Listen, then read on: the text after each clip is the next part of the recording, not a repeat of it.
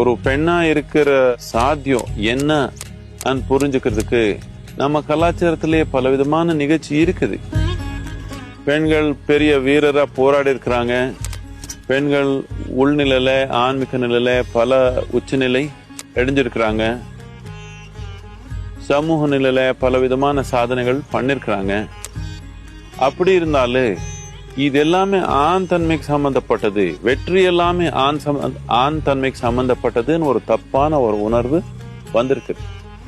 முதல்ல ரொம்ப அடிப்படையான ஒரு அழகான தன்மை என்னென்ன பெண் தன்மையில வெற்றி எடணும் நோக்கமே இல்லை பெண்ணுக்கு.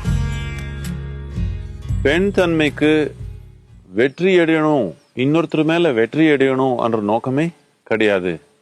அர்ப்பணிக்கணும் என்ற நோக்கம். இந்த அர்ப்பணிப்புலேயே ஒரு பெரிய வெற்றி. உலகம் நடக்கணும்னா அர்ப்பணிப்பு பெருகத்தன்மை வேணும். நீங்க பெருக்கணும்னா அந்த கரு பெருகத்தன்மை பண்ணாதானே நீங்க பெருக்கிறதுக்கு ஒரு வாய்ப்பு. உங்க அடிப்படையே இந்த பெருகத்தன்மையில இருக்குது, அர்ப்பணிப்புல இருக்குது.